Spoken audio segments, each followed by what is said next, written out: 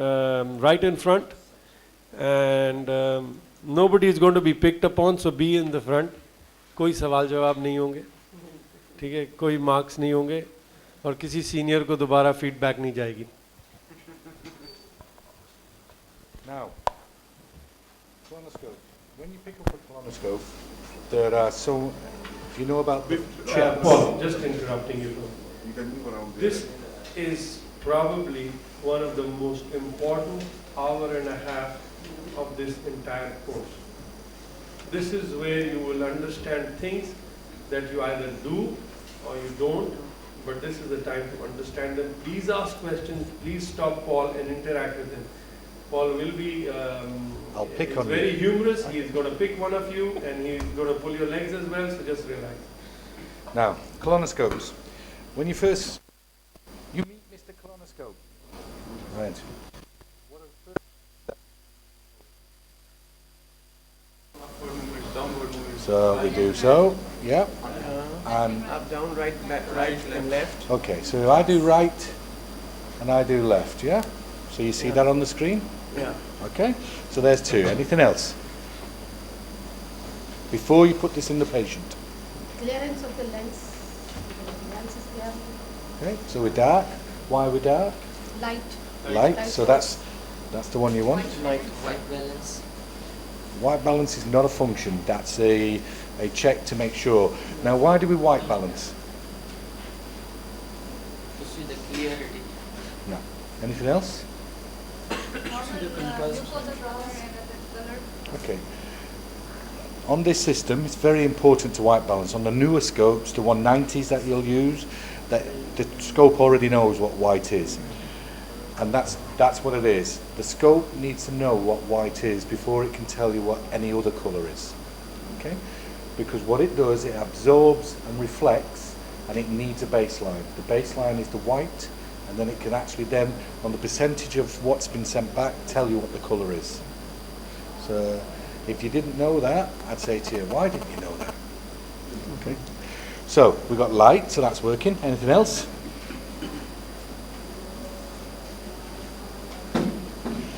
So we've got these little wheels. Do they lock or fix? Yeah. Anything else?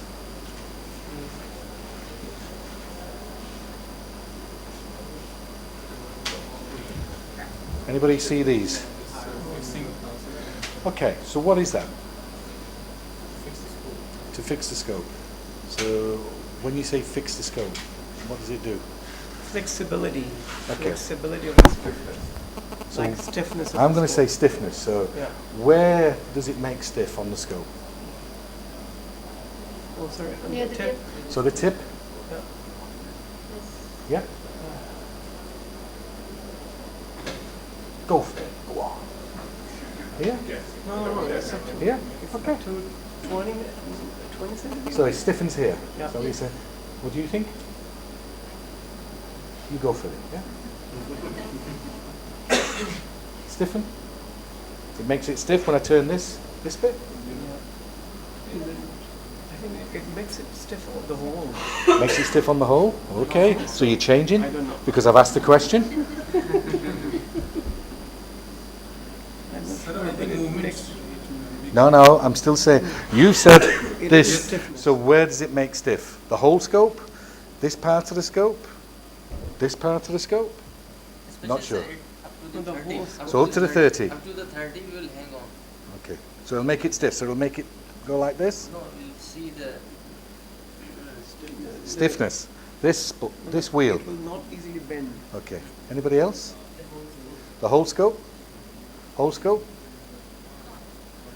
Commit. Have an idea. Go on. I think it should be up to 30 centimeters. Up to 30 centimetres. Okay. So that's what that 30 looks like. That's what this looks like. That's what this looks like. Can you see it? That's just on the scope. That's not. Now, let's see. That's what this looks like. Yeah. That's what this looks like. Now look at it. Uh, And where's it stiffening? after 30. After 30. So it stiffens this bit. And a lot of people think it stiffens this bit. But it doesn't. So what's the importance of stiffening this bit which is now here. Not to make the loop. Yeah. If the scope has this image in the bowel, and then you stiffen it, and then you draw back the scope, the scope will go forward. So, when we're looking at scopes themselves with stiffness, I very rarely use stiffness. How often would you use stiffness on a scope? You never use. Is that because you haven't got it? You- Why are you not allowed?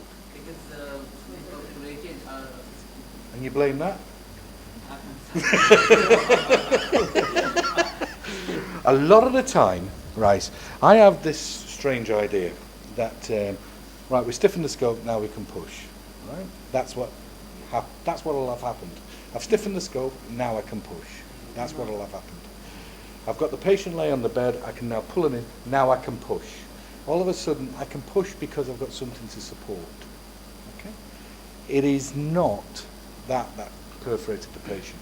What perforated the patient is the blind ignorance, really, of what's happening. Because as soon as you stiffen the scope, if you can stiffen the scope for me, just rotate that wheel. See what it did? Unstiffen it for me. Unstiffen it. I'm not moving the scope. And if you're already at the point of the patient going, ah, and then you put that on, do it again for me, on and off. Look at that. You stretched it just that little bit more. Okay. So, it wasn't that did it. It was not understanding what is going to happen with the scope. What you should do when you're going to put stiffness on, I bring it back to a point where I can feel less resistance. I then apply it.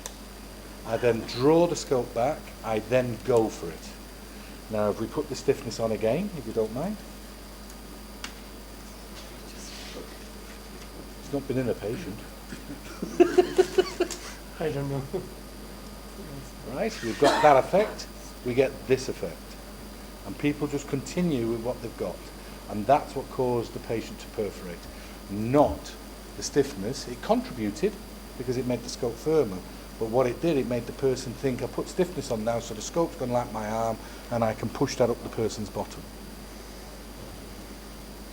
So stiffness itself, you need to understand what it does. And we'll show you on the model.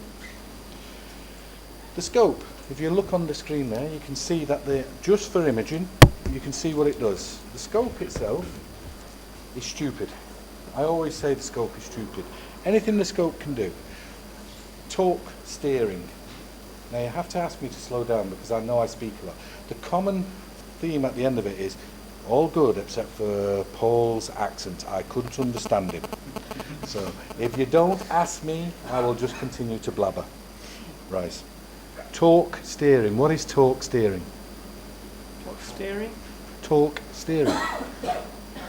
Steering. Torque as in T-O-R-Q. T-O-R-Q. Torque steering. Q. Have you ever heard of torque steering? No, we know steering, but we don't Okay. know torque. How can you steer a scope around someone's bowel? By moving the wheels, yeah. By moving the wheels and by torquing. So, torque steering, by torquing. Okay, torque. Oh, sorry, I didn't do an American accent. Torque! So we torque. So we torque the scope. So what is torque steering? Torque means to move the scope like on left and right. So we get the scope and we do this. And then we can also do it by moving the scope itself. Okay. So, and when we hold the scope, we do this. Oh yeah. Yeah? Everybody do this? Yeah.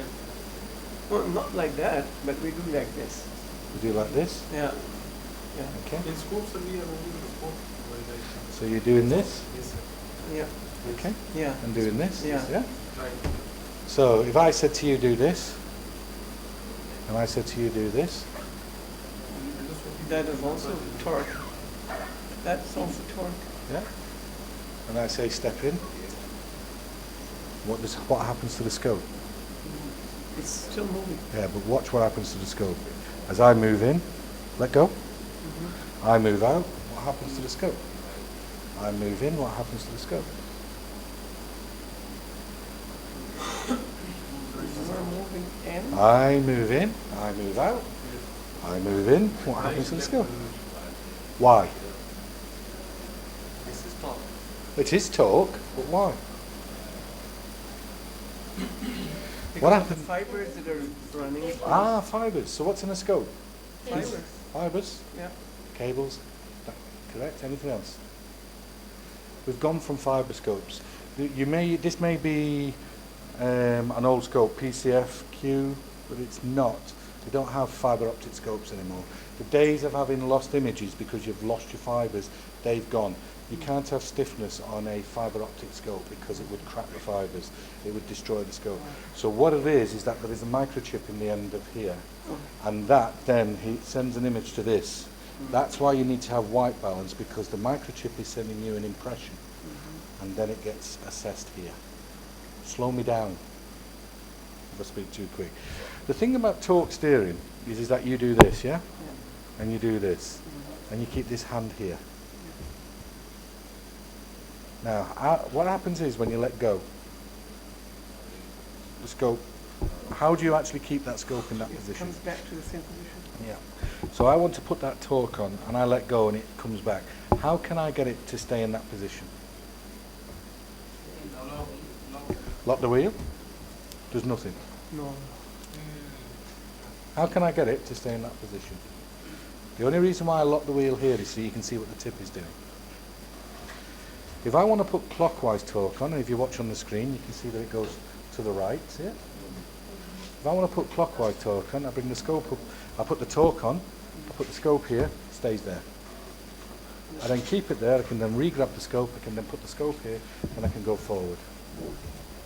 If I want it to go anti-clockwise, I'll hold the scope here, and then I can re-grab the scope.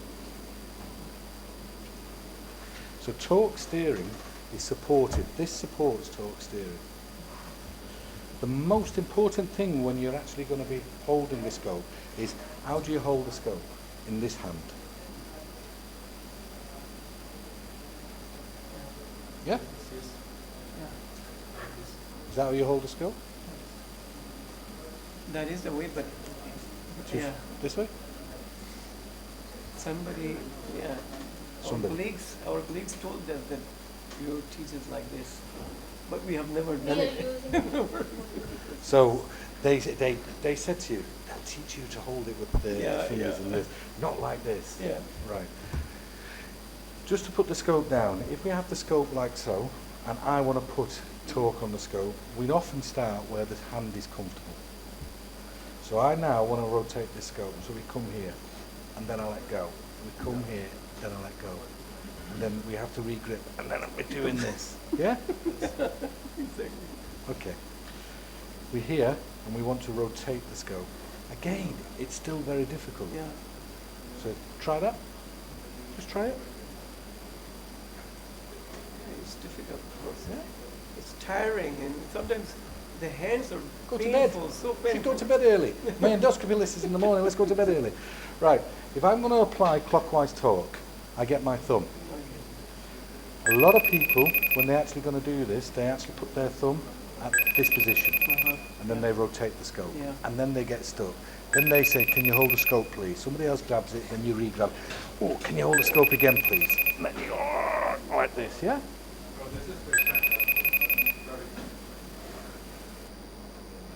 So what?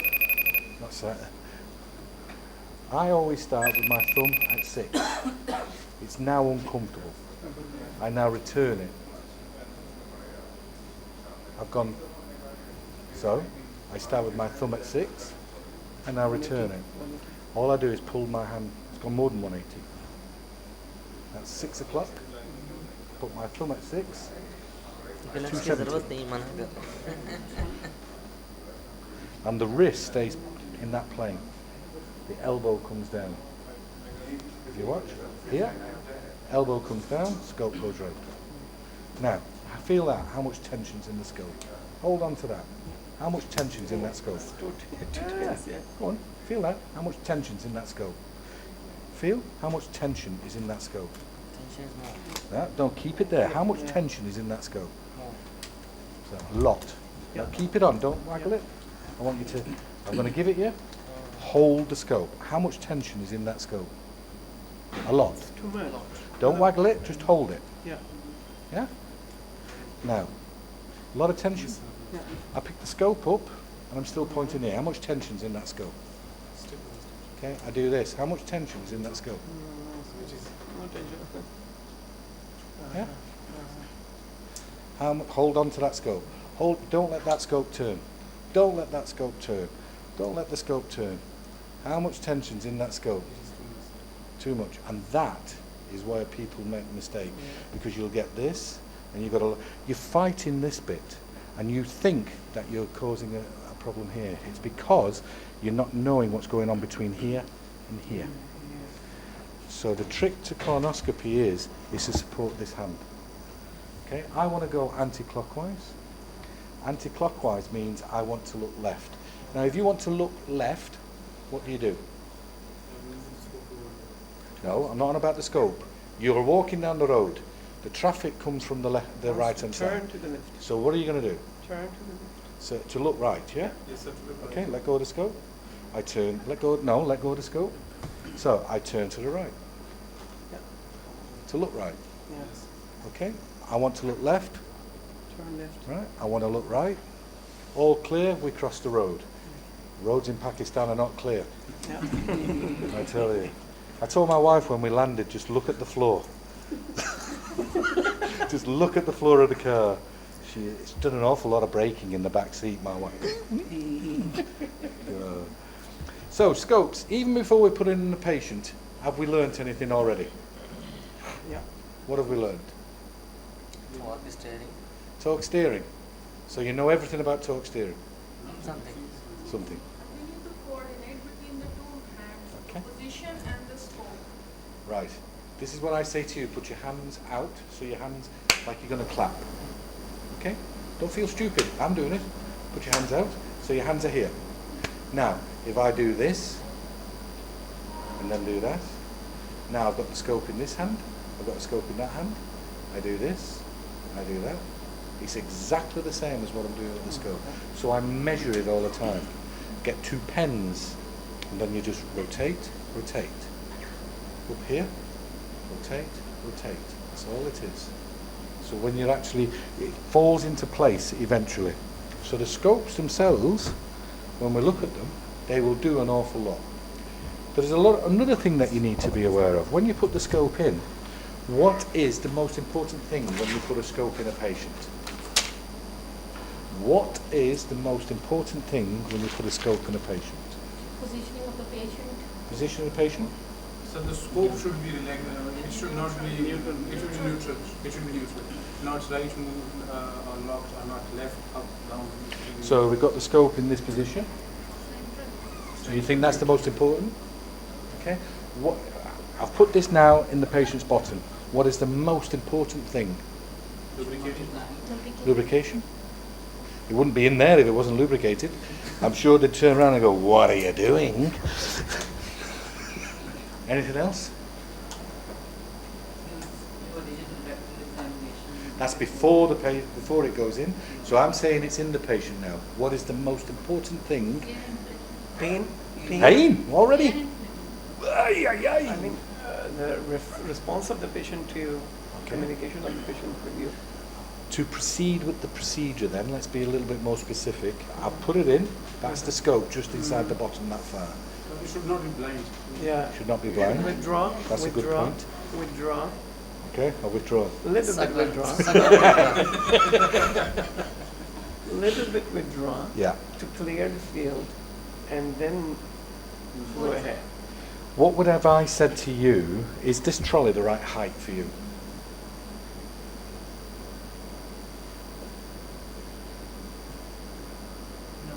Position. Not exactly. It should be a little bit Table. Why? because I will become tired. He should go to bed.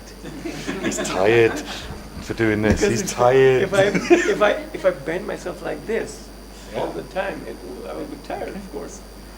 I will be tired. Fatigue. Height of the Height table. of the trolley. Height of the table. Right. What is the best height for the trolley, do you think? It is up to the level of Like a no, to the blackness. A blackness level.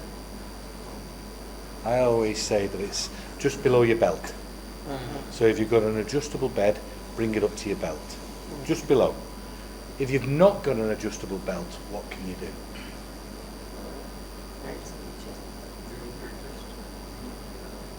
Just sit down beside the bed.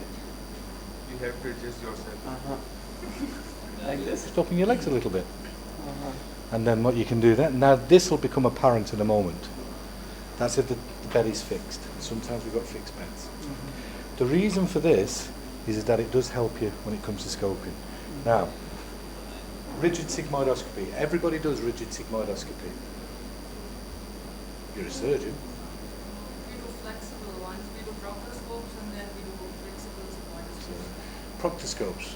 Okay, well, they still go in the bottom. Yes. Okay. If I was to say to you, this is the patient,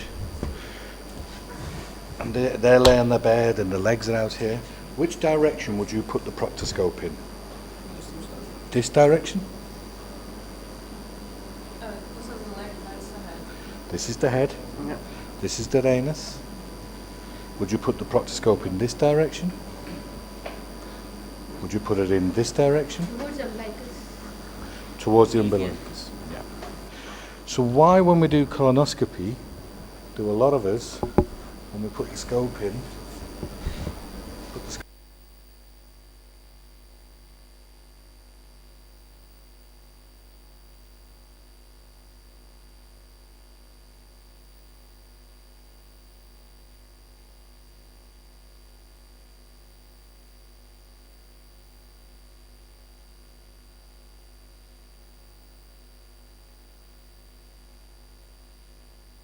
would go forward, already you're pushing in the left lateral and posterior wall of the rectum. So what I tell people is trolley the right height, so I'm here, and scope in. And the scope goes in that plane. And what it is, and the reason for that, and it comes back to this, is in my misspent youth I played snooker and pool. And snooker and pool require you to be able to hit a ball on a table. Now, if I was to hit a ball on the table, I'd have to be able to come in this straight. Yeah? Now, why is it then, if I lift my hand up, that it does this? I lift my hand forward, it does this. I take my hand back, and it does this. So what Vakar and myself will be asking you to do is often you'll find that I'm not advancing. You'll say, I'm not advancing, Paul. And I'll say to you, I think I'm looping, Paul. This is the anus. And you'll be out here. You'll be doing this. And it's nothing to do with that.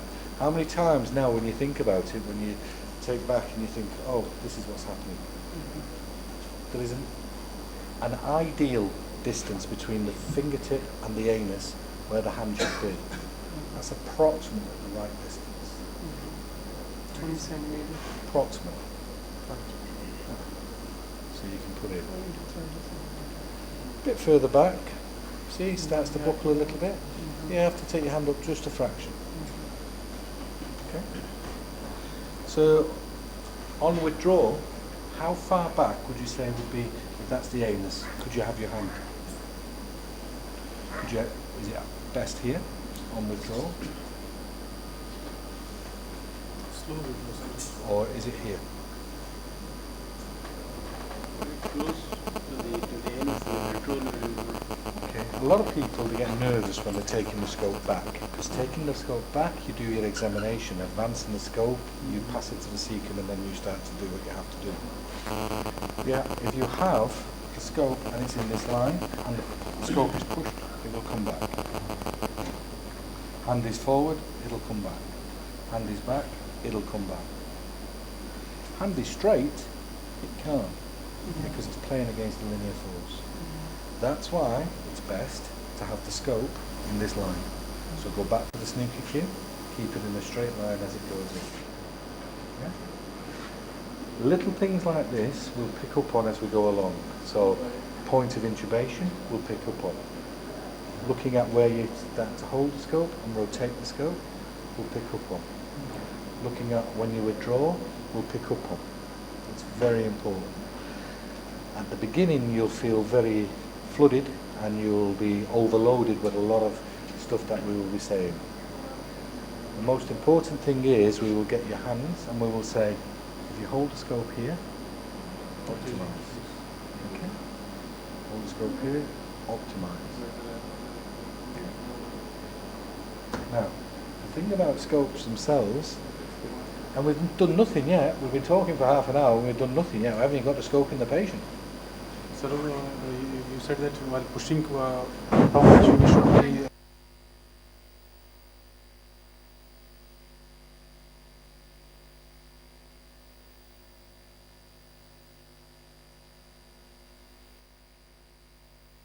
Hold it here. okay. Push the scope. Push the scope. Push the scope. That's inside the patient. So push the scope. Just a little bit.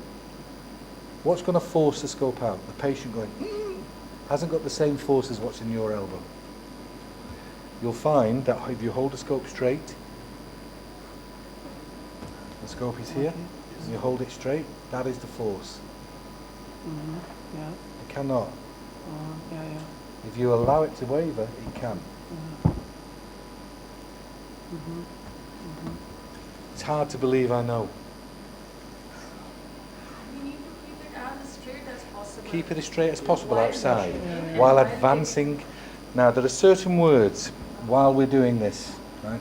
So, the guys with hands on, you will hear Vakar and myself say advance. You'll hear Vakar and myself say slowly withdraw. You'll hear we'll say a little bit more air. We'll try to talk you around. A little bit soft. The most important word you will hear is stop, freeze. That doesn't mean stop, freeze. Sorry, what did you say? It means stop, freeze, and you freeze. Then we'll get you to look at what we want you to see. If you stop and freeze when we say stop, freeze, you'll learn more. Because that's the most important thing. Because what you're doing is something that could either cause a problem, is potential to cause harm, or something that we can correct now before it becomes problematic down the road. The other things that we will talk to you about before we go anywhere near the patient is talking about how we're going to advance the scope and how to optimize what we're doing. Now, on putting the scope in the patient, why do we have this patient in the left lateral?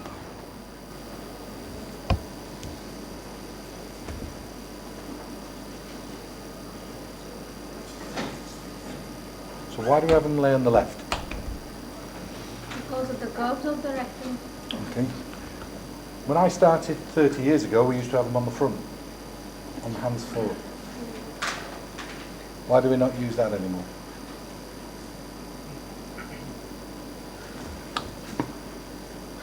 Right. This is just for our convenience. It is easy to get in. That's what that's about. We will also talk to you about moving the patient. How many of you move the patient when you do colonoscopy? You move. Okay. So, we start in the left lateral. Where would you move them to next? So if there is recurrent loops occurs in the scope, we are not moving forward. So at that time, so we change the position and then we... So what position, if we get stuck at the scope at 35 centimetres, would we put the patient? In spine position, sir. So you put them on the back? Yes, Okay, so they're on the back. yes, sir. Would that be the optimal position to get round the sigmoid? Sir, we press, we tell ask to our assistant that press in the channel sigmoid and then we go forward. Otherwise, we say to patient that Okay. Move on. So, where would you press? Here? Here? So on both hands, usually it covers all the left iliac. In the lower abdomen. Okay. Vakar has a different view of abdominal pressure to eye, and you'll get to. I don't like it. Vakar uses it on rare occasions. It does have its use. The problem with abdominal pressure, as I can see it, again, it's like putting the stiffness on, and it perforated the patient. It wasn't that perforated the patient. Okay? It encourages you to do something that you've already got a warning about. Putting the scope, the patient on the back, if we're going to talk about it, scope goes in. I have a problem. We now rotate the patient on the back. What do I do? I've got the scope in, it's not advanced. We put the patient on the back. What do I do? Then we reduce the scope. So you take the scope back. Yeah.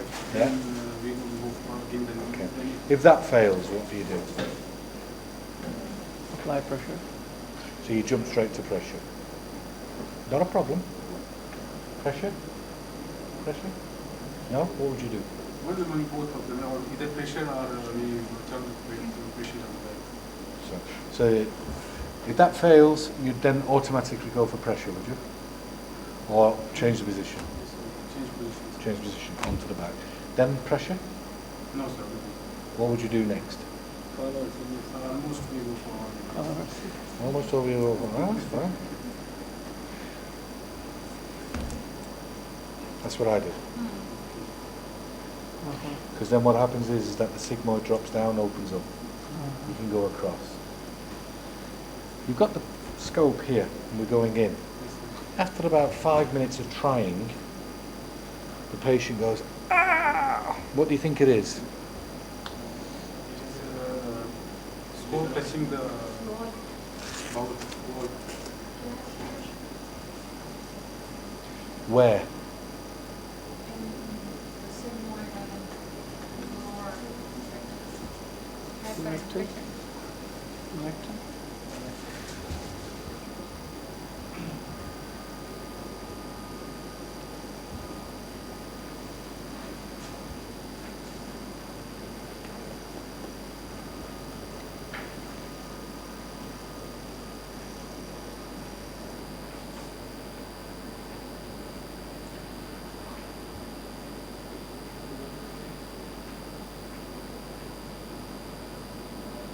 What's inflating?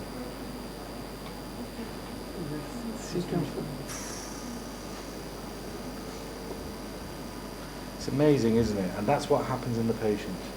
Because air, what's it going to do? Yeah, it's going up. So, we rotate them back. We can suck down. Now it's going to. That deflates. Yeah. And then we can go. That's what causes you the pain.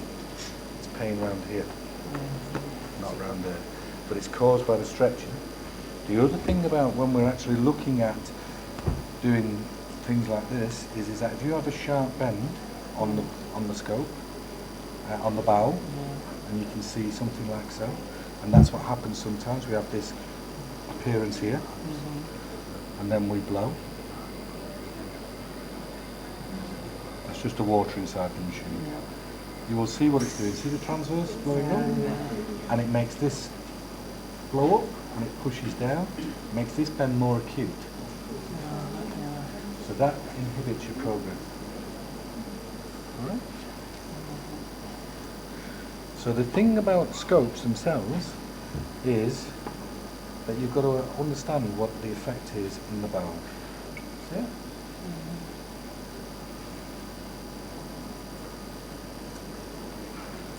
And that's even before we get to the patient. So the optimal position to actually get round a difficult sigmoid isn't necessarily on their left. We do it because it's easy for us. If we're reasonably slick enough, we can get round and then we can negotiate. If we put too much air in, we will cause problems. What else does the air do to the colon?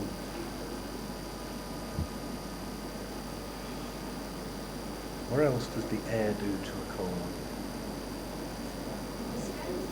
Distends it. What else does it do? Pain, severe pain. Pain. That's caused by stretching. Stretching. Yeah. What else does it do to the colon? Pressure effect. Sir, it will increase the length of the colon. So Increase the length of the colon. So more air, the longer it is, the more scope you have to put in. So it is a fine balance between putting the right amount of air in the patient, and that's when you hear us saying, stop blowing, you don't need that. When the patient's in the left lateral, the air escapes, and then you're thinking, well, it's not blowing up, so you sit there in the button for a while, and you keep blowing. Eventually it distends. It just requires a little bit to get round. Are we happy? Any questions before we start going to the next bit? So the question was, if we stuck in a sigmoid, same as you said, Yeah. and if we turn the patient to the right, it is not going forward. So we should move it to the right. On the and That's what I said. right atrium. Yeah.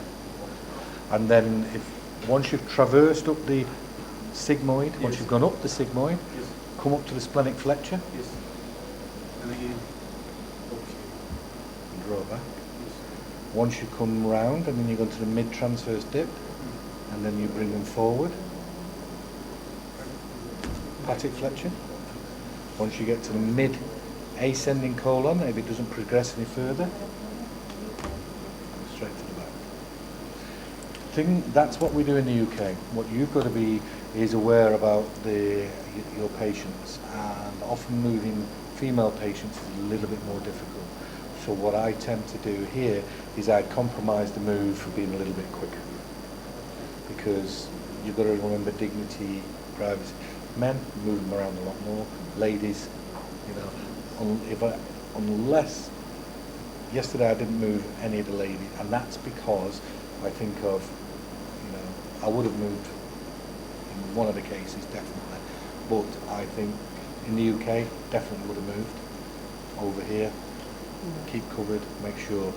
And that's the other thing that you've got to bear in mind. Over here, the reason why I say keeping your fingers back, you've got in the ladies, you've got a sheet covering everything, so you're back here. So you may look at it and say, wow, you've got your hand too far back. I'm thinking about cultural reasons why I need my hand back here. In the UK, it doesn't matter about getting too close. Over here, to me, it matters, so I keep everything. So it's when I scope, I'm not scoping to satisfy how I want it. I need to satisfy the patient as well, and that's the biggest, most important thing, because the patient has to go away feeling that they've been handled with the best way that they can, and that their pride and that has not been anywhere compromised. That's the most important thing. The patient feels that they can go away and then come back, so we don't end up with what your friend experienced and then say this, that and the other.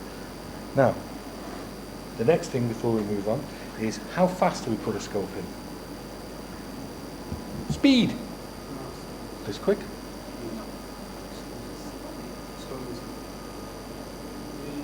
Not like that. Slow, sir, 10 to 12 minutes we reach. Yeah.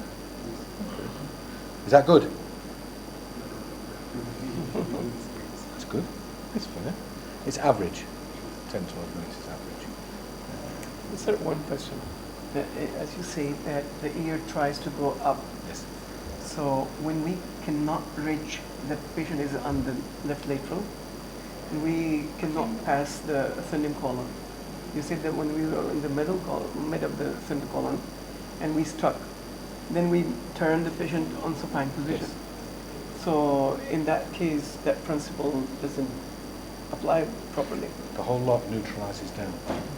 Okay. And a lot of the time, the reason why it won't go forward is because it's pushing up under the splenic flexure. Okay. And as you come back and then you rotate your torque, it pulls this down, it shortens the bowel so it comes across, and then it allows that then to suck, put the scope in, and it pulls itself against no resistance. Okay.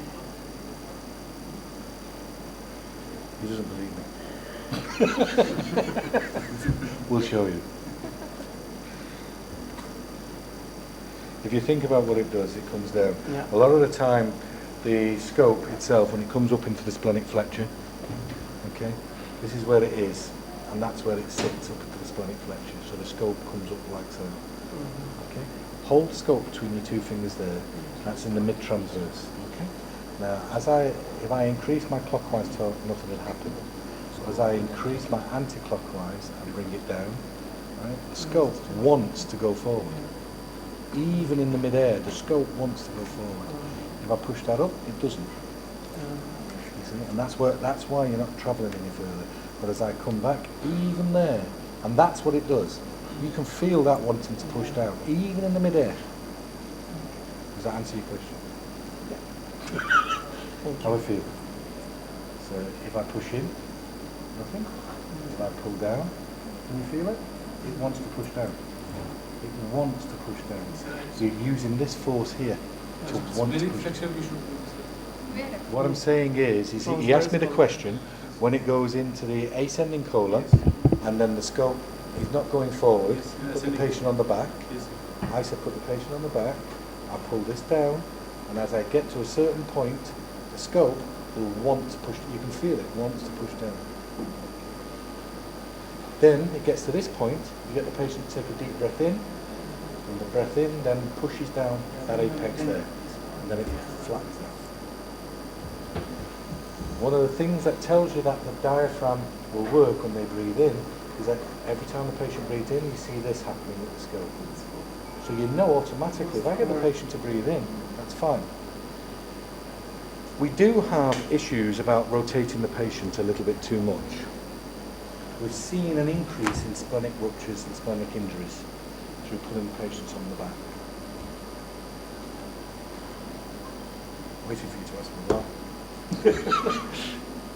Increase in splenic ruptures, bruising, through putting the patient on the back. Why do you think? Because it requires more force on this side. Anatomically, when they're in the left position, the structures sit round. When you put the patient on the back, everything sits back and then relaxes, exposes the spleen. So we're seeing a little bit more. So the sternocleidomastoid ligature gets sheared. We call it tear or bruising. Indenting the scope, doing what you were saying, pushing the scope up, causes problems.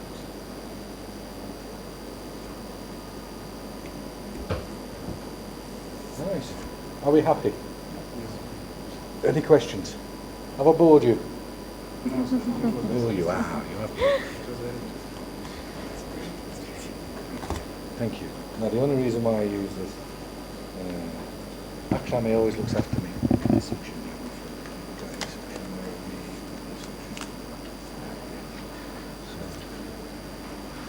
So what are the checks, quickly? We check for Here. Section. Movement, section, Movement, lock. free block. Yeah, free lock, stiffness, Yeah. light. Light. Okay. So we're happy. You're happy White with the balance. machine? You see how it works? Height of the table. Height of the table? Torque. All happy. So now, the next thing that we use. What is the biggest resistor to the scope going in an anti-clockwise torque?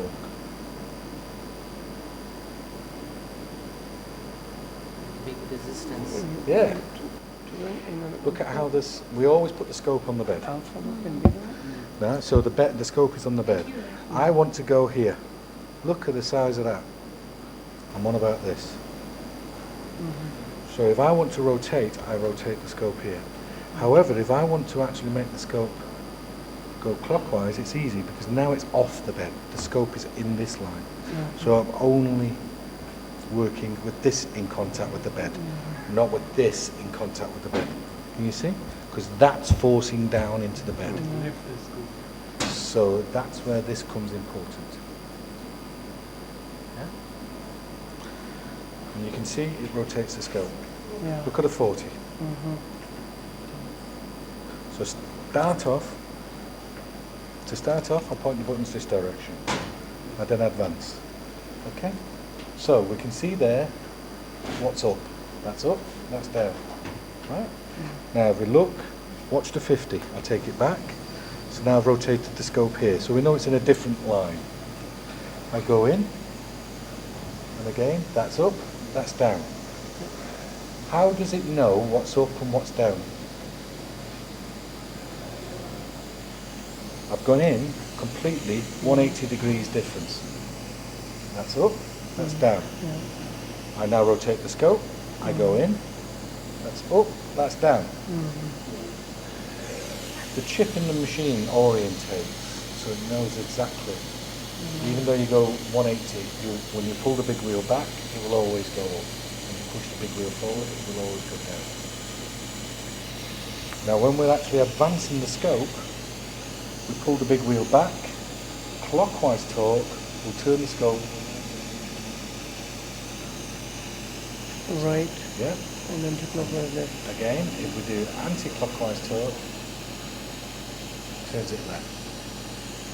If we put the big wheel forward, clockwise torque turns it left, anti-clockwise turns it right.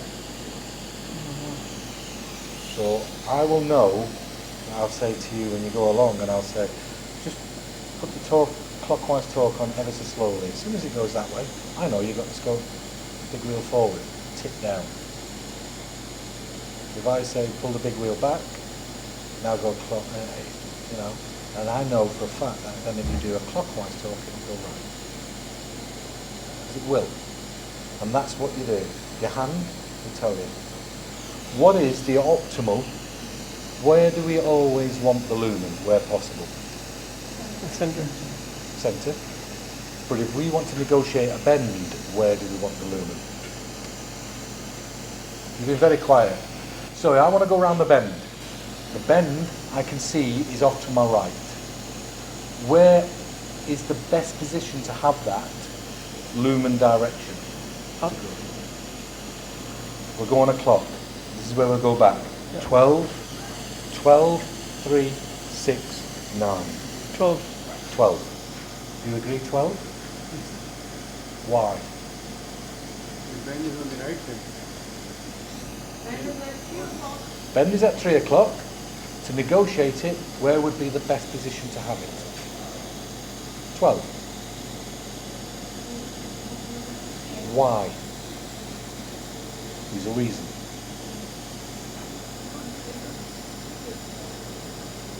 Okay. You've been quiet. Why? No? Why? No? Sir, You turn into it. You're going to go along, you're going to use your little wheel and turn into it. Yeah. Wrong. That's not torque theory. I don't know the reason, but I'll tell you. Lumen. If you have it, why is the best position if you want to get round a bend, is it to have it at 12 o'clock? Why do you not have it at 6 o'clock? Why not leave it at 3 o'clock? You need to, it won't be blind if you move it to 12. Possibly. because the air will go up. Right. We know pulling the big wheel back will always take this to 12 o'clock. Yeah. How many degrees of angulation do we have? 180. 180. So if I push it forward, how many degrees of angulation do we have? If I pull the little wheel all the way back, how many degrees of angulation do I have? 90. If I push the little wheel as far forward as possible, how many degrees of angulation do I have? It will be 80 and 90. So, in answer to your question, why do we want it at 12 o'clock? Because we can angulate it up to 180. Okay. Right, so that is pull back, and that gives us that. Is there any way of increasing that angulation? That's as far back as that will come. Yeah. If I find it difficult sometimes, I will often pull the little wheel back. and then that increases your angulation even more so. Pulling the little wheel back takes the scope off to one side. And pulling it back, so then I would then counteract that with the opposing torque steering to centralise it. Once it goes round, then forward. Yeah? So know what you're doing and why you want it done. Now the next thing I'm going to ask you is, what is the most important thing if you were going to do something endoscopy? So that there is an option. How you want it done and what you want doing. You understand? Yeah. I'll leave you explain that. So what is the most important thing out of those two? How you want it done or what you want doing? What is the most important? Both are the same. They're not the same. How you want to do the something and how you want to be done. How you want it done Uh. or how you want it doing? How you want to do it. How you want it doing? How you want to do it? How you want it doing? Yes, both. How you want Both? to be You say they're both as important as each other. Okay. I put a forceps down. I ask them to open. That's what I want done Yeah. because I'm opening it. But how I want it doing is I want it open slowly. Yeah. So I say open slowly. All of a sudden they're open. I say close slowly. All of a sudden they're closed. So I'm going to ask my friend to fetch me a pair of forceps. So, what is the most important? how to you- do it. How How you do want it. to do it. Yeah. You see where? So they're not the same. Yeah. Right, so the scope goes in. So we pop this on here. Now, we're here. We draw back. We let the scope sit. Have you noticed what I've done? Yeah. What? Torque. Which way? Lefty clock. Anti-clock. Okay, so over. So the big wheel come back to fraction. Okay? As it goes over the peritoneal reflection, I allow the scope come in with a slow clockwise torque. I draw the scope back. Where's the lumen? 3 o'clock? 5 o'clock. 5 o'clock? Anybody else? Any No. advance? 3 is Okay, if I was then to go anti-clockwise and draw back, where do you think it is now? To the left. Do you think it's to the left? Yeah. Or do you think here? 9 o'clock.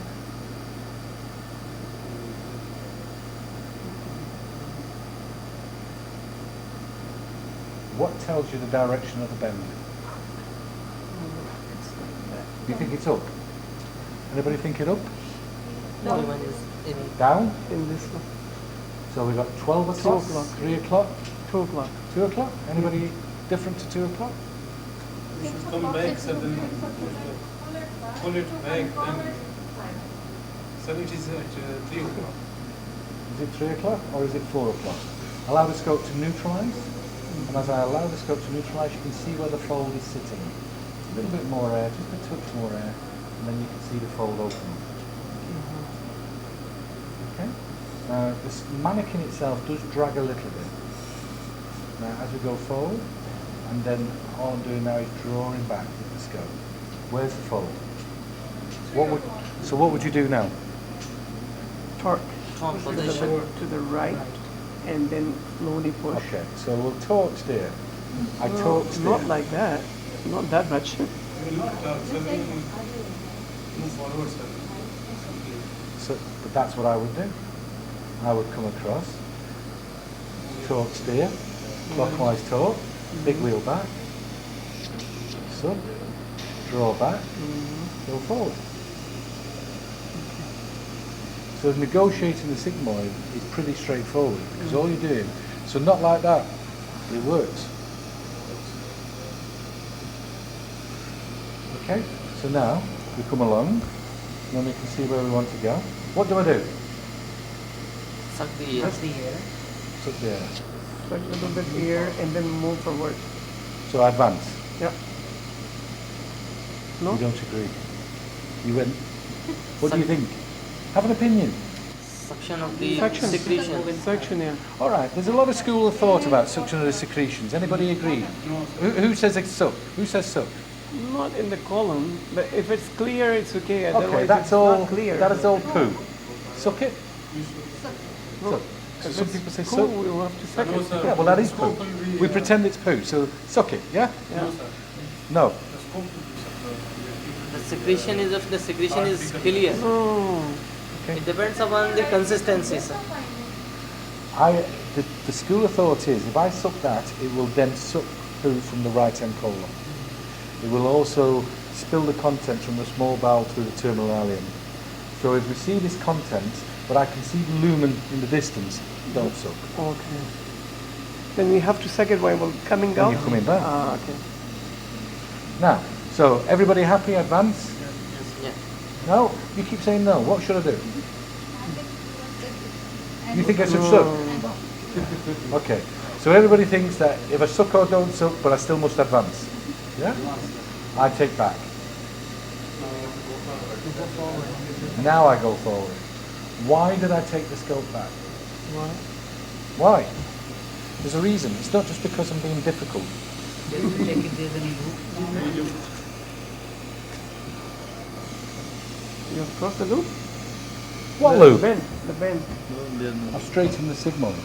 Okay. So when you draw back, you will then, now look, as this goes forward, you can see what it's going to do to the splenic flexure. See it? Mm-hmm. So, if I go clockwise torque, it makes this worse. If I go anti-clockwise torque, draw the scope back, then go forward, the scope will want to go forward, then draw back. So, what should we do now? We're mid-transverse. What should we do now to optimise the advancement of the scope?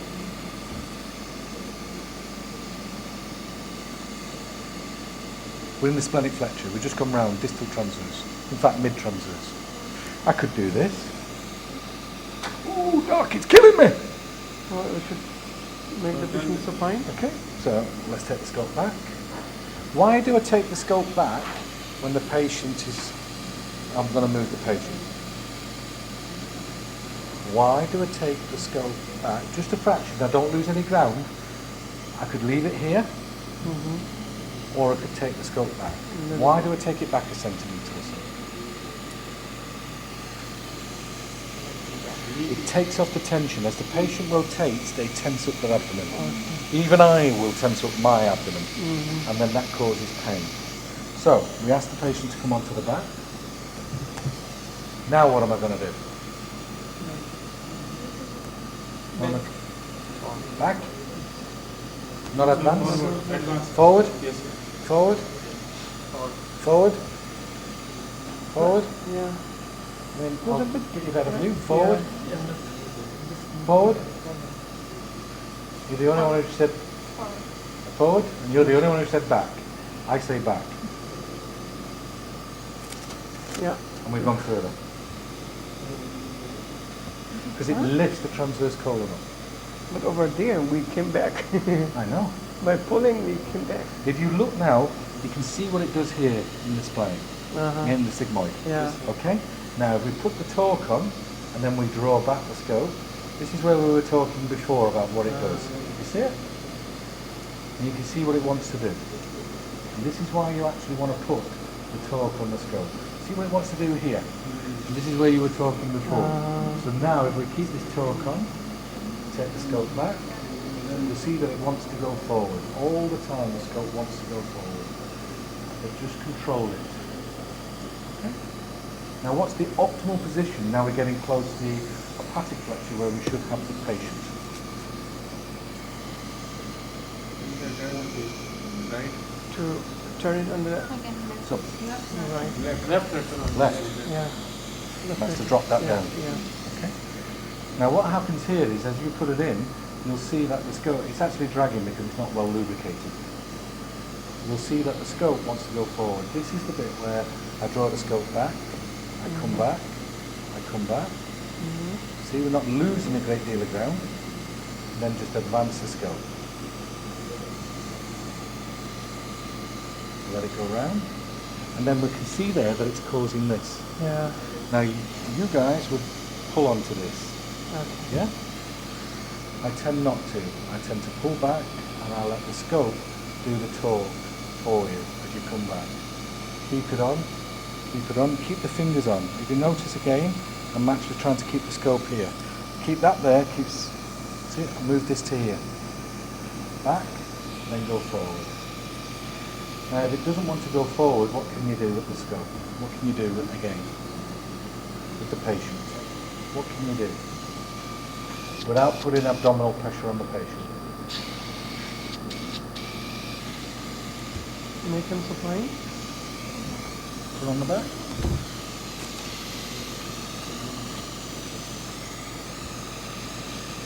I've come back deliberately. Yeah.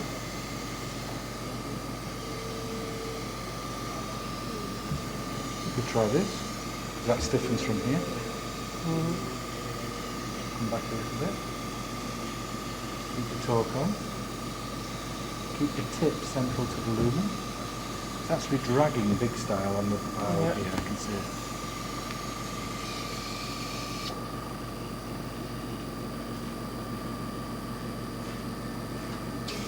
See how much it sucks down on the bowel?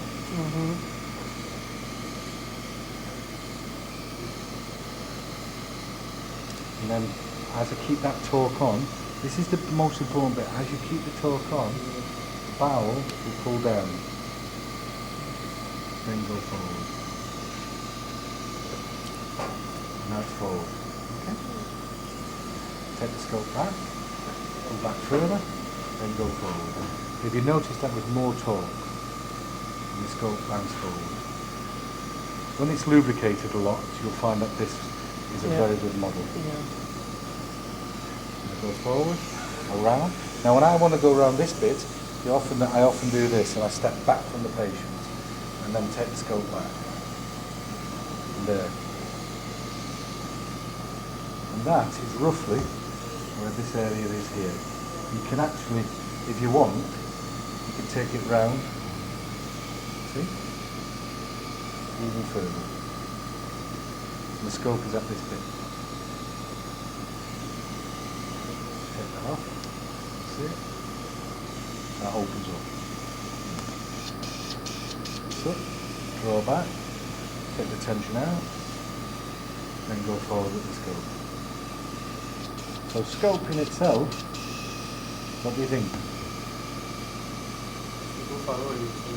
Yeah, the sequence here, this is all just because of when we have it extra long so that you can do different things with the mannequin. So that's what that's for. That actually goes here to show you where the cecum is. We do that, we increase that as the procedure, as the course goes on, so you get longer. And then we bring this up because sometimes in the right colon you'll find that the IC valve is a sharp reflection. You have to put the scope back upright to go into the IC valve. Happy?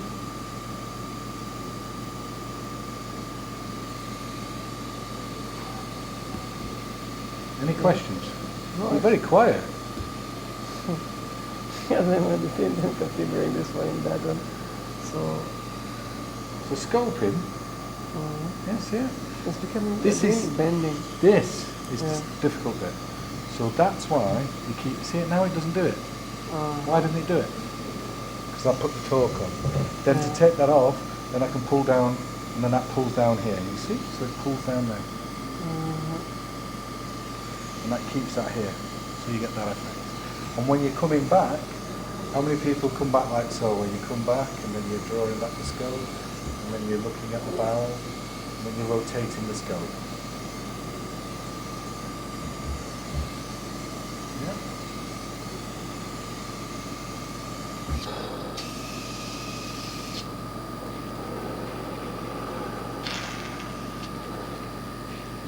And then you clear your motion. I don't bury the scope into the motion. Where is the actual suction port on a colonoscopy? 6 o'clock. 6 o'clock? Yeah. 6 o'clock position, yeah. 6 o'clock?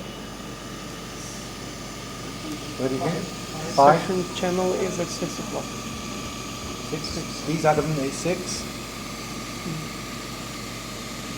Gastroscope? 6.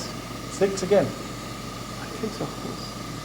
Gastroscope. Where does the forceps come out? 7 it's 7 o'clock in gastroscope. Yeah. And 5 o'clock in colonoscopy. Okay. That's what it is. So I was in between. Not 5 minutes, 7. Now can you feel this? Feel that? Feel how slippery the scope feels. What would you use there? Gauze Okay, piece. show you. So you use your gauze.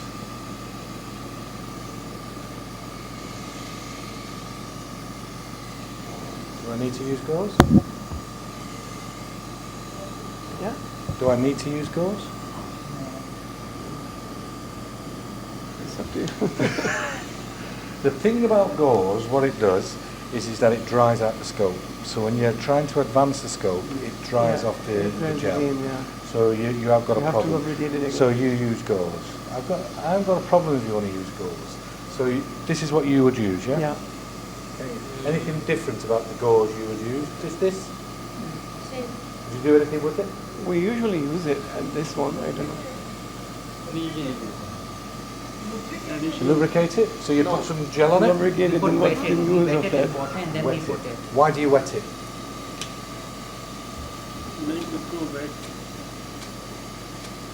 There's a lot of things I do to give you a clue. Yeah. Right. What happens is that this stuff becomes tacky after a while. If it's wet, it doesn't. Okay. And so when you have this, it doesn't dry out the scope. That dries out the scope. Okay. But if it's wet, it doesn't dry out the scope. It keeps it lubricated slightly, but it gives you a grip. I'm not a fan. The reason why I'm not a fan is because you lose the feel in the fingers. Right?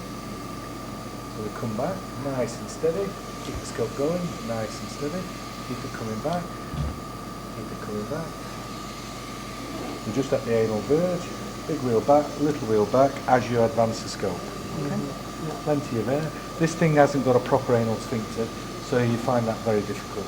I always leave it open. And there, you see, And then the short wheel as well. always pull the Small two. wheel as well. Yeah, I pull them back. Is there a way to actually advance the scope? When you pull the little wheel back, I pull the little wheel back, and then I always go anti-clockwise. Yeah. The reason for anti-clockwise, you're leading with this. When you pull the big wheel back and the little wheel back, it's anti-clockwise because you lead with this, not this. If your big wheel back, little wheel forward, it is then clockwise because you're leading with this, not with that. If that's anti-clockwise, you dig in with this. Yeah? Who wants to be first? Hands on. Yeah. Come on, my friend. Play away. So let's make sure we got plenty of lubricant. Plenty of water as well. It's not water that's in it, it's gel. It's gel? Yeah, there's a special gel that's been put in there. You affect a lot. So, no, you told me to suck it out. So it's your fault you made it difficult for him now. So I'll tell him, I'll say it's him. It's him. Plenty of gel there. Okay. Now I don't use a glove on this left hand in the UK, over here I do. The reason being is I've got no feeling in these fingers, in this part of the hand. I played rugby and I was your wife in his hand, weren't you? The starts of What do you put that there? the start, yes sir, I will. No, sir.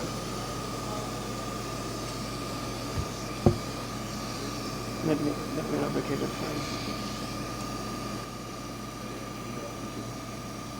So first I will check the important thing movement. here is to actually get past the signal, okay? So if we stop there, what is the problem already we've got with the scope? Lens is not clear. So first of all, I will clear the lens. Good. And check the scope, then I will check the So we movement. take it, so we accept that. So crack on.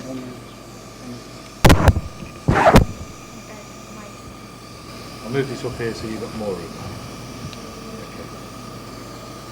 So what are you going to do? Now when you're doing this, hands on guys, I want you to tell me what you're doing and why. Okay. I'm going to pass through sigmoid. Okay. What could cause you a little bit of difficulty at the moment? If you look at the little wheel is not neutral. Okay. Always make sure it's neutral when you go in, because if it's back, it is looking to the right, and you will automatically have to orientate it with a little bit of anti-clockwise to move back to the centre. So how did you got it from the image, sir? I knew because of how much talking put on. Okay. And then I leaned forward and had a look. It's so close to the ends. We will correct him as he goes. Okay. So what are you doing, my friend? You're very quiet. Sir, I have crossed the sigmoid colon, now I'm in descending colon. Are you?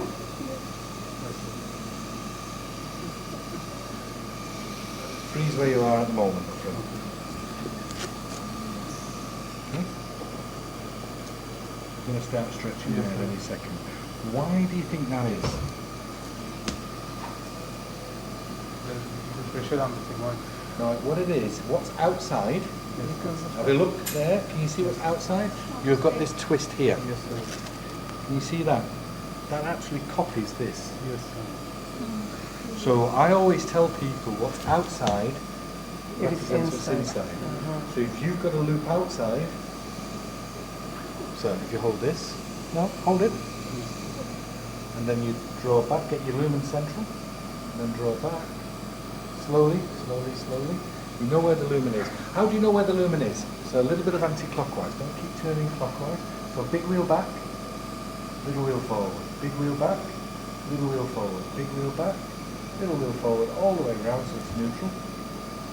Draw the scope back, now neutralise your wheels. Yes, sir. And there you're there. So have a look. Put up now. Different, isn't it? So, yeah, you're very sceptical. I know it's a mannequin, but what's outside represents what's inside. Okay? Did you notice also what I get you to do? I get you to put your hand over the top. I don't like when I see this, Yeah. because that causes a problem. Also, this needs to come on the inside of the hand, not the outside. So you're right.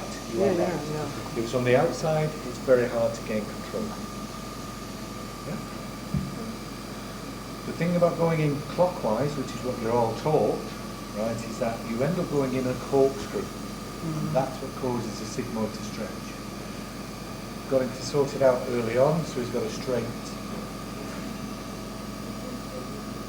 It doesn't really matter if we don't get all the way around, but we're You're not- explaining now. You're So not what should we do? forwarding. So what should we do? Make a What? decision. I will Stop. turn the patient to Okay. face back. Do you turn every patient? If this was real, I would have just continued, but just to see. So we shouldn't as well. In majority What I will of the do, patients. I'll get you to do. We will talk. The fact is that I'll say to you, stop. What do you think we should do now? Get you to tell me what you think we should do. Get you to see what the options are, and take it from there. That's what this course is about. This course is. It doesn't matter if you get to the CECM or not. Okay, this course. About this course is one, to look at safety, two, to make you think what the options are to do and proceed to doing safe colonoscopy. Okay? So you want to continue, my friend? Yes, sir. Where are you?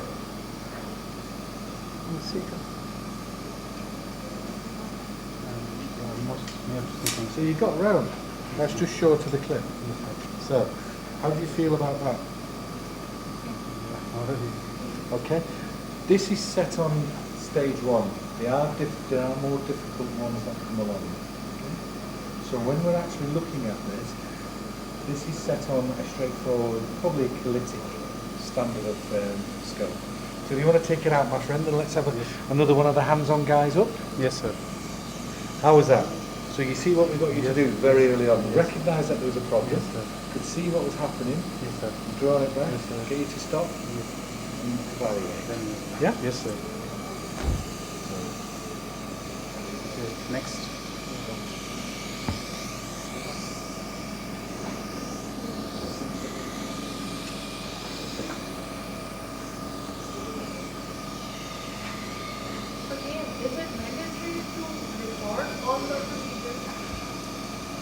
it is best practice. What over here, where patients have their own notes, it is, I think, you couldn't ask for a better system than what they operate here and operate outside, where you get a copy of the procedure. You can go away and you've got a copy of the procedure.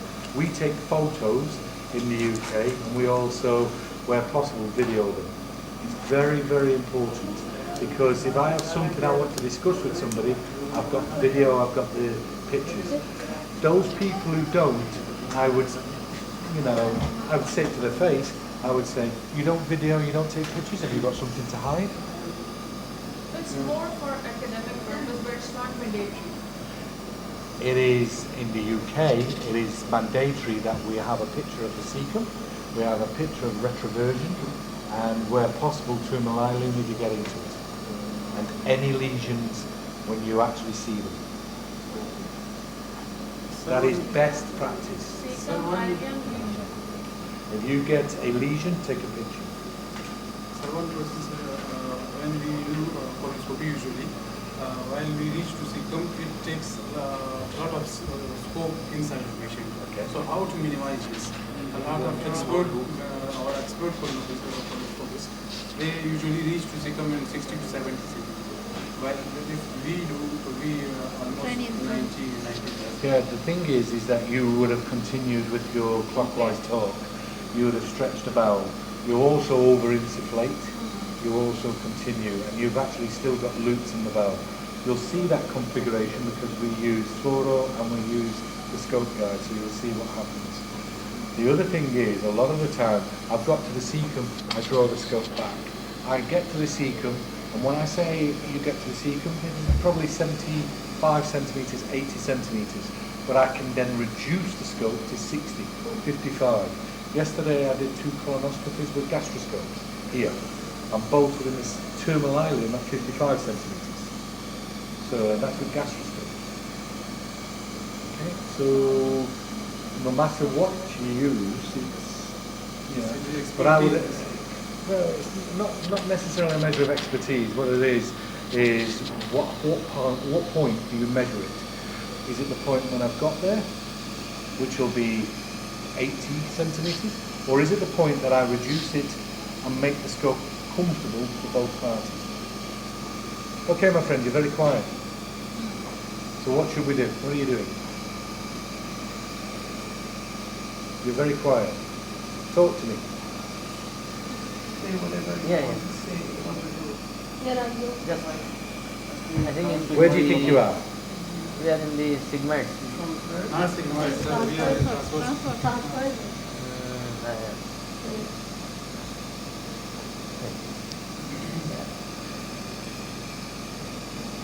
So what are you going to do now? Come back. Why? The human Is there a loop? some pressure feeling. Not, sir, the scope is twisted, so as you said, that first the scope should be. So what did we do for you? What did we do to get the scope round? This big. Make a bit of point. Sir, Change the position. And what should we do as soon as we change the position? Gently pull the scope. from the square from back, then Pull back. That's it. Now go forward. Now, if we just pause there for a moment. So you can see you've got a nice straight scope. You've got a little bit of air. And that's what's causing you to elongate the scope.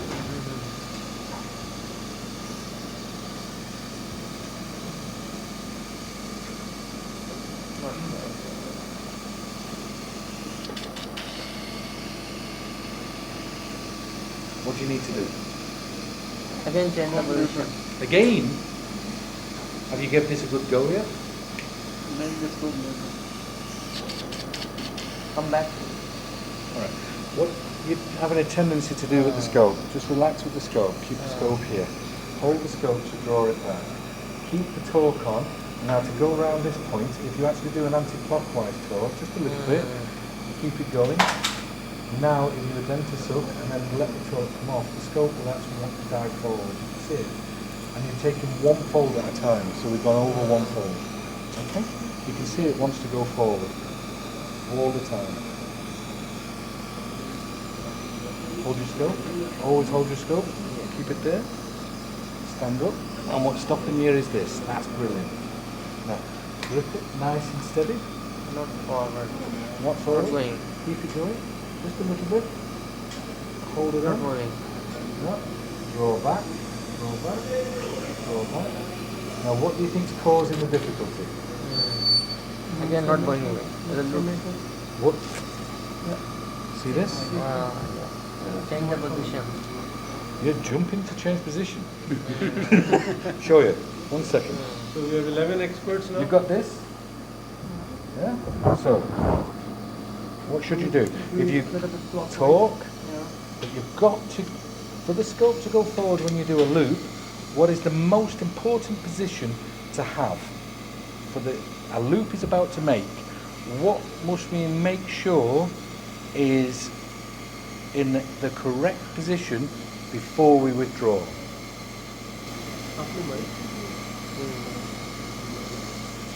What? What must we make sure is in the correct position before we withdraw? What?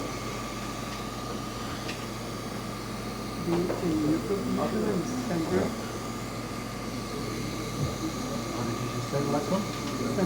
Center. Right. Now, the thing is, you're going to be my guinea pig because of that. Right. These are all his hands. He's not making him look stupid.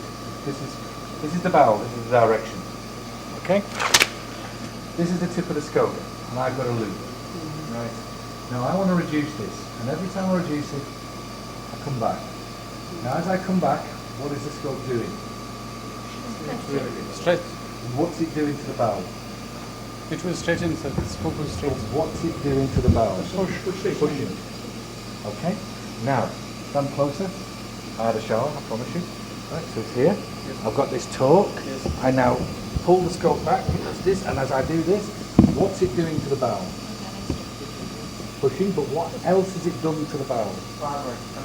No, this is the direction. You see this? And then all of a sudden, I'm pushing here, and it's changing the bowel. Right. So, if I were now to revisit the question, what is the most important bit as you're reducing a loop before you do it that you maintain all the time? The center. The centre. So I'm here. Now, as I come back and I'm straightening this, I now correct it. So what I'm going to do, pull the big wheel back so it takes it up. If you remember, it goes up. I pull back even further, straightening, I push the big wheel forward. As I come back, the scope now steps forward. It's got somewhere to go. It doesn't cause me a problem. It doesn't shut the bowel off. So when you're reducing, and getting back to this, the reason why I wasn't reducing is because every time you were coming back, you were allowing it to hit the fold. So if the scope tip was here, and you could see where you wanted to go, and it wouldn't because it was catching the fold in front of you. And what that does, it pushes the scope back. And that's what happens. And as it pushes the scope back, and then you go forward, and then it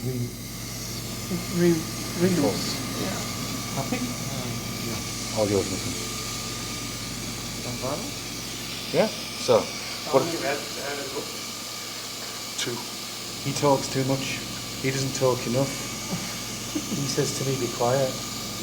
He doesn't say a thing. He just looks at me. So they're not bugging you. They're not bugging me. I can give them a bit of time for they will. This one is boss speaks a lot, so I'm not surprised he doesn't believe it. None of us speak that. No, because He speaks enough for all. Tamim doesn't allow it. I'll have him over tomorrow or day after. Yes, please do. Good. Okay? Pause. Now, not you, but if I saw Vakar do what you just did, I'd go along and I'd say, what are you doing? What did you just do? You won't know what you've done because you've been taught it and you won't know. What did he just do?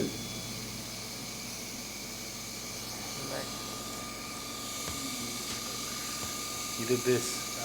Does that serve any purpose whatsoever?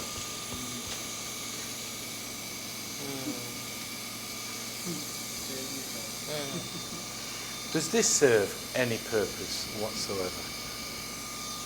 Does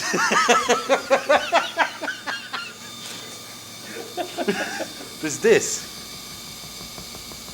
You do it because you're laughing. They have taught us like this. Right. What did he say to you that happened? They said that This concertina is the when bowel.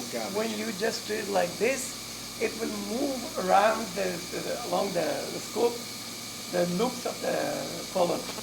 It will move slightly around the scope, on the scope. So it will shorten the This scope. does absolutely nothing doing this to the scope. If you're going to do something, do it. If you're not going to do it, don't. Doing this doesn't do anything.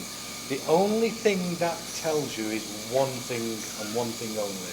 And I do it for one thing and one thing only. And what is that?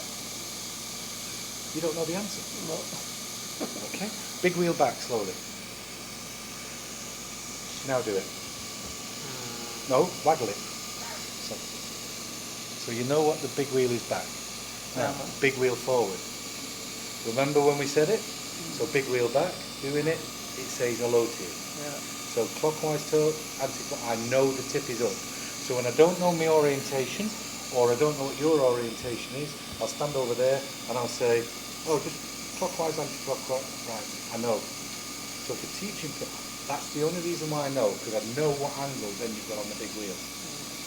And then I know, I don't have to be next to you, I can be over there. And I know what angle you've got on the scope. I can then tell you what you need to do.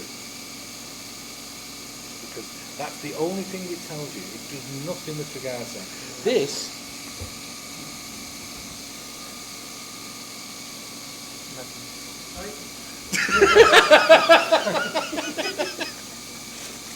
right, my friend. I think that's far enough. You want to hand over to one of the other guys? Yes. Well, you don't want to take it out for him? Yeah. Who's the hands on? Hands on. Next hands on. Hands on. Who's not done? I have not. I thought you've done. So who's done? Hands on. Your hands on. And you've done it. And that was the second hands on. Yeah. So there's 3 left. So what's the time?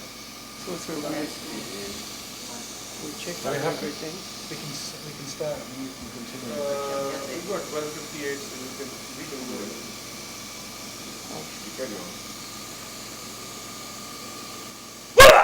That made you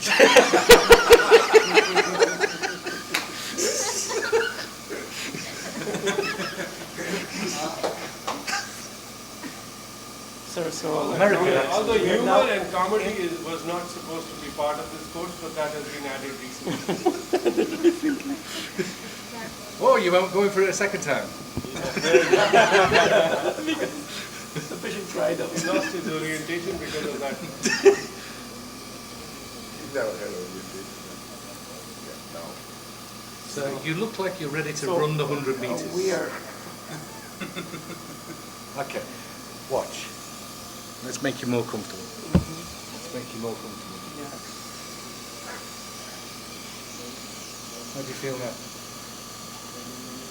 Quite easy. Okay. See how very little things which you don't Yeah. focus on at all And it make matters a your lot. life easy. Make your life and the patient's life easy, Yeah. actually. So sir, You're easy we're going patient. to turn the left anti-clockwise. Freeze what you're doing. You've gone from here now to here. Yeah. What has that done to the scope? Absolutely nothing. This will do something to the scope. This will do something to the scope. Right? Weather vane. Blow, turn. Remember I showed you, if you look left, the scope will look left. If you look right, the scope will look right. But none of this. Okay? Don't over-exaggerate it. You know, it's a bit like your love, don't over-exaggerate it. My wife was always telling me that.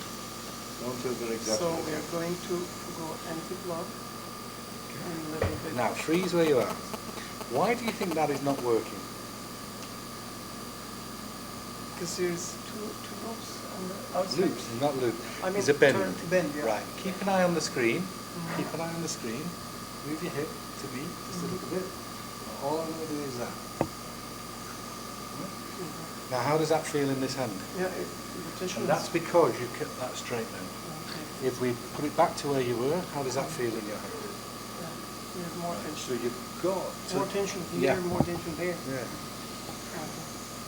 You explained to me once why some Pakistanis have American accents. I picked up on his American accent. He's got an American, twang.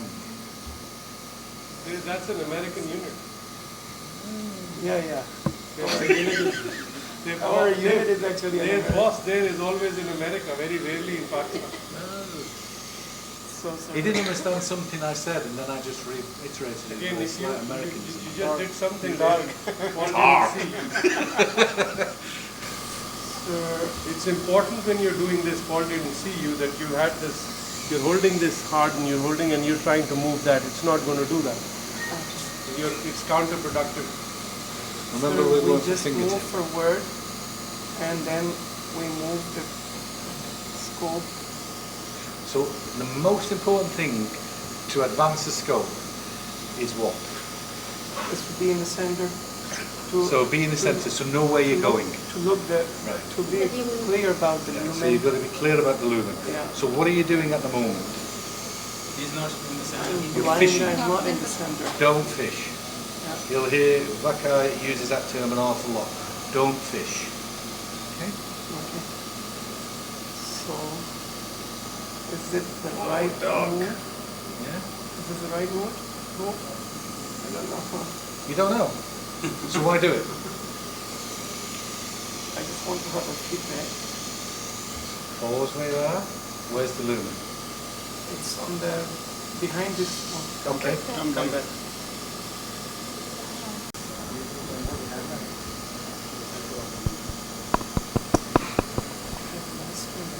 Now, can I just ask you, just freeze where you are. Anybody notice anything? You've got a, you were very fixed. You were very fixed. You're slightly different. I'm the patient.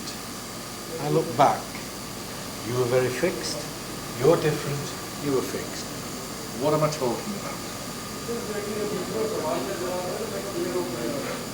I'm the patient. I look up, I see him and he's, you see me and I go, hi. You see you and you go. How we express ourselves when we're doing our tests are very important. And it's just something that you need to make you aware of. Don't try to avoid touching. Try to, oh God, what is, you know, we do it. We forget that there's a patient on the bed and we forget. We don't have to walk around like so. But what we need them to understand is that we enjoy our work and we enjoy what we do as long as they are comfortable. We try to involve them. But the most important thing is not to, you know, transfer some kind of anxiety, such as to the patient. Sir, tell him. Then keep the scope in the center. Then So where do you think you need to be? Going back.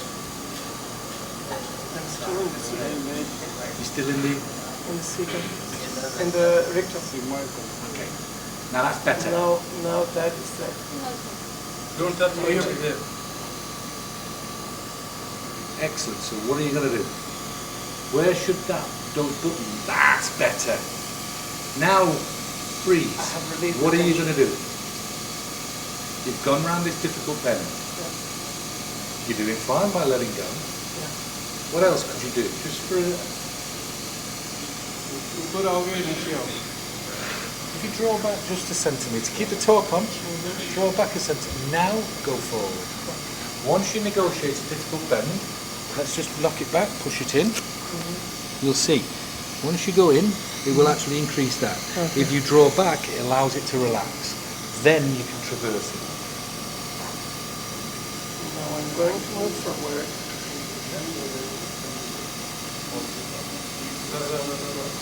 move forward like that. So what are you going to do now? The other thing is, so what are you going to do now? Then some Look at the torque Okay. and then move forward. Excellent. Excellent. Think you're a horse and you're jumping over. Now, has anyone ever talked to you about what does a boat do?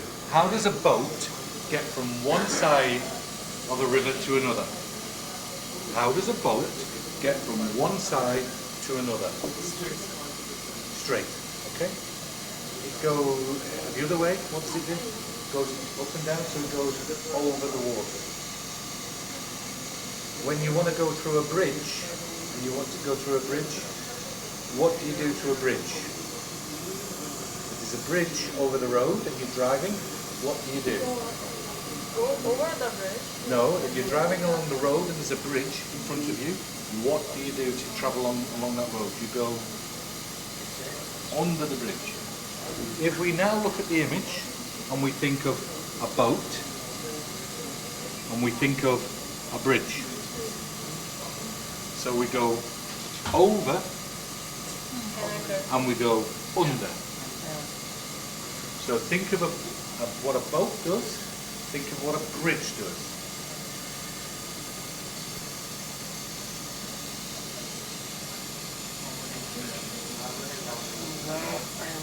I'm making a loop. Are you making a loop?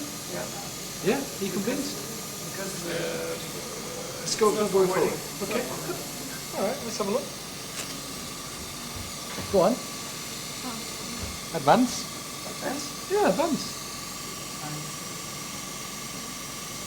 How many times have your bosses stood in front of you and said to you, advance? You go, advance, okay, I'll take ownership.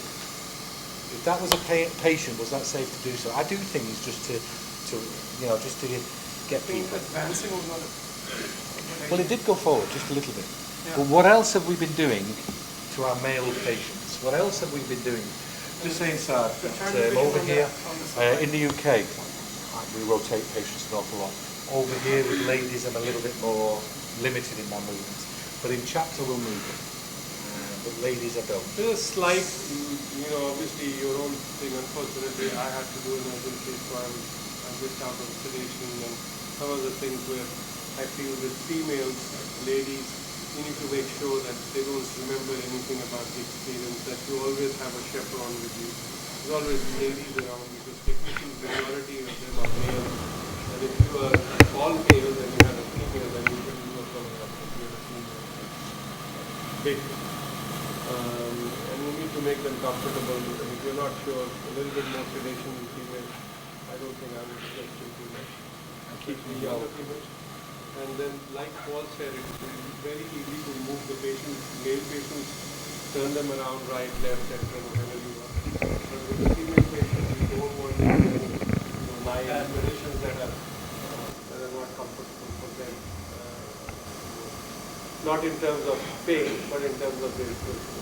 So you need to keep that in mind. So in a male patient, what? Sir, I would like to withdraw a little bit and move the patient to supine position.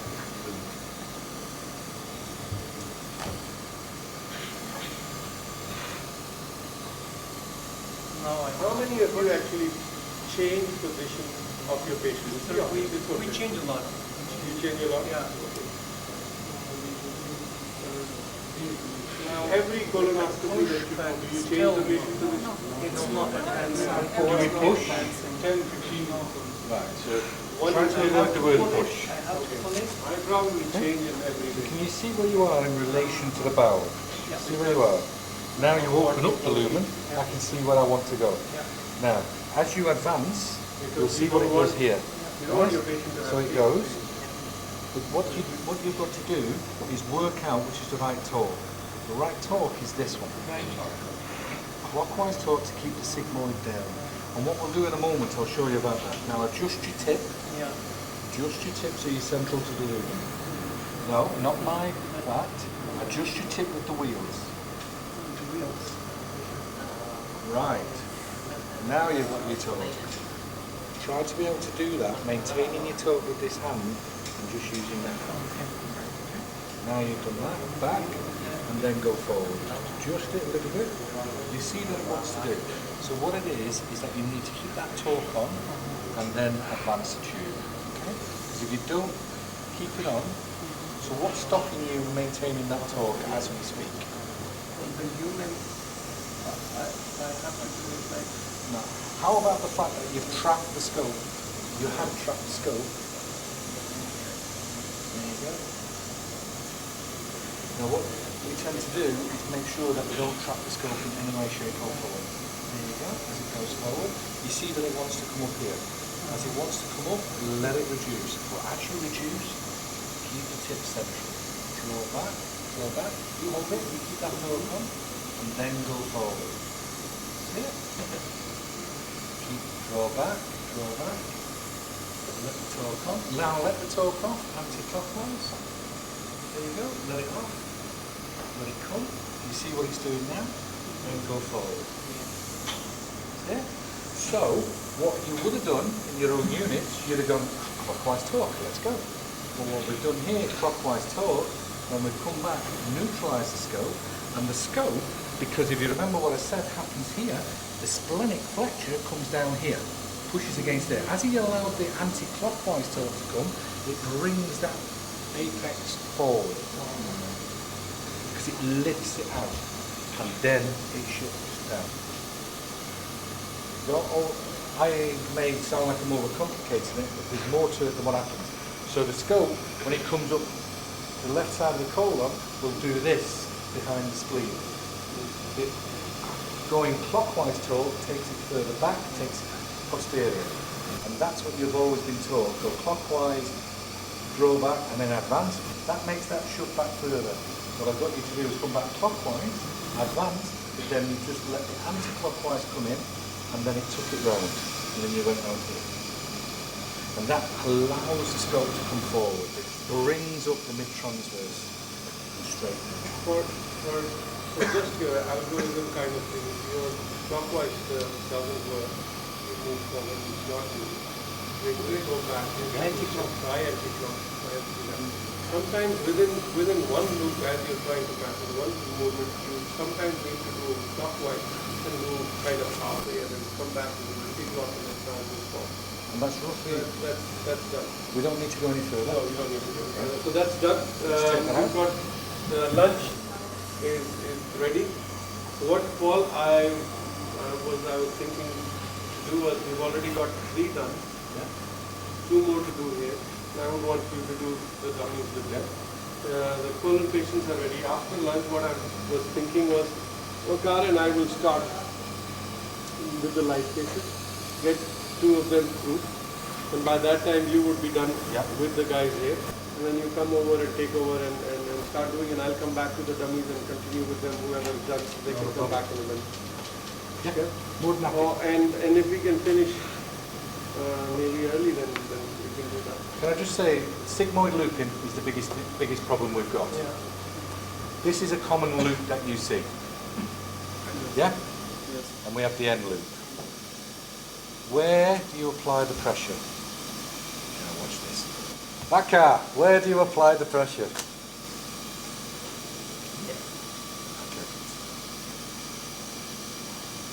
I don't apply pressure first. I got it. Where do you apply the pressure? We just withdraw.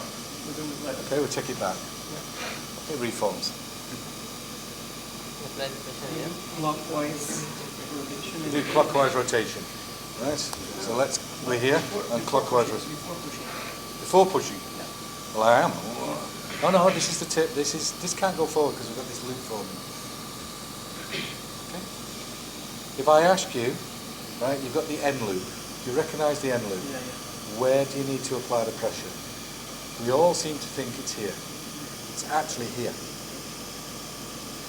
And what we do is we reduce the scope, we brace here, right? And then as the scope goes forward, it stops that making.